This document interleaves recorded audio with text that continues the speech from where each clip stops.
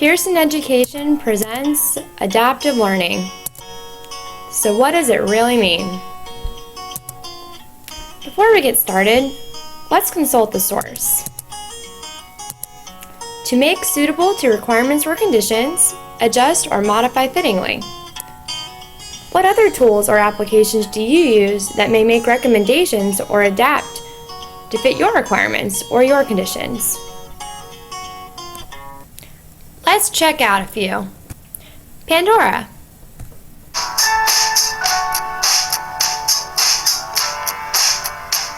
Pandora makes recommendations based on the type of music that you like.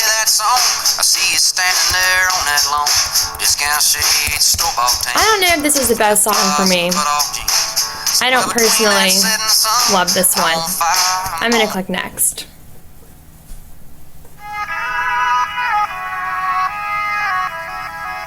I like this one a bit better. It's more suitable to my needs and what I like and how I listen to music.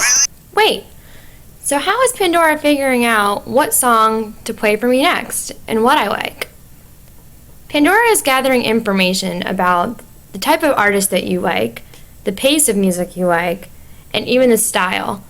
There are many other points of inference that Pandora is also gathering from you as you're listening to different songs, whether you're skipping them, whether you're staying on them, or whether or not you are hitting a like button or something of the similar nature there. Let's see the results of my choices to skip over the one song previously.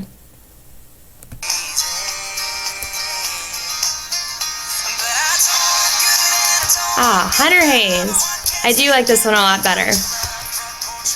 Pandora was able to adequately gather information about me and the type of music that I like, and then make a recommendation of something I would like that's based on my needs and my requirements.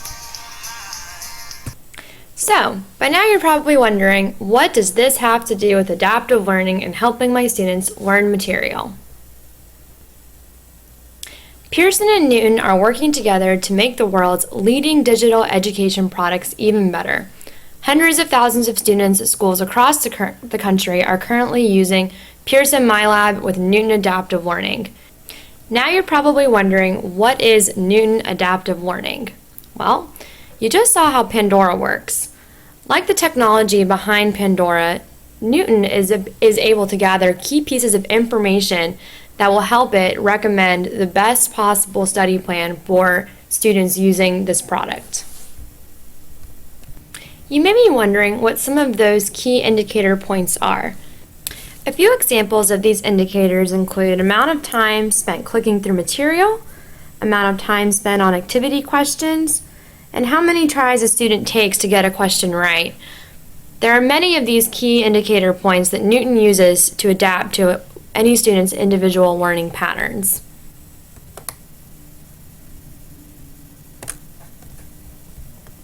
In addition, the Newton Adaptive Learning platform uses proprietary algorithms to deliver a personalized learning path for each student each day. Newton's technology identifies each student's strengths, weaknesses, and unique learning style. Taking into account both personal proficiencies and course requirements, the platform continuously tailors learning materials to each student's exact needs, delivering the most relevant content in the most efficient and effective form. So what is this proprietary algorithm that Newton and Pearson are using to develop these personalized learning paths for students?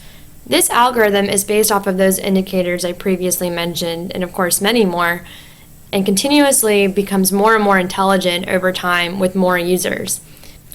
That said, these products will use the combined data power of millions of students to provide uniquely personalized learning to each student.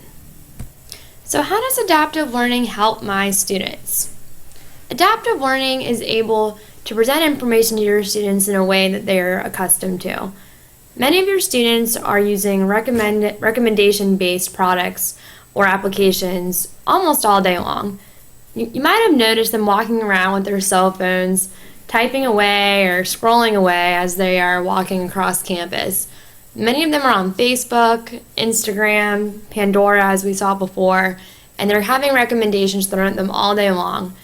This is something that they're very accustomed to, and when it's put into the classroom, really is a powerful technology to help your students understand the material on a deeper basis.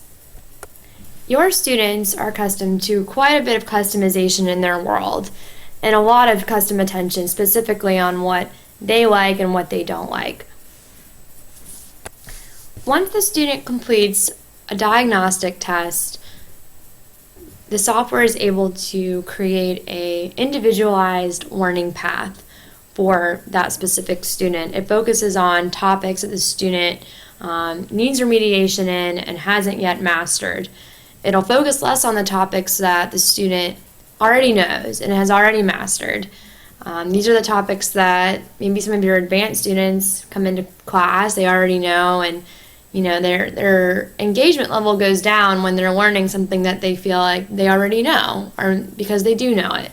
However, what gets kind of left behind is the topics that they don't understand. Their engagement has already gone down, and some of the topics that they don't understand as well, they aren't paying attention to. This is a way of focusing in on those topics that that student needs to remediate on, and less on the topics that he or she may already have mastered. The diagnostic test is not a simple test. It is one that is rather difficult, but it is aimed to help understand how much of the material the student has actually mastered and how much the student and what specific topics that student really needs to remediate. Another thing that I hear a lot is, I thought I knew that already. I, having been a student not too long ago myself, know this phrase all too well.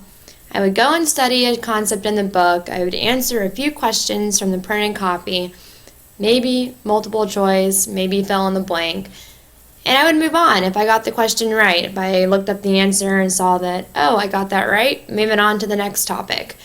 And then I would go and take the test, and a few days later I would get it back and think, what happened? I thought I knew this material.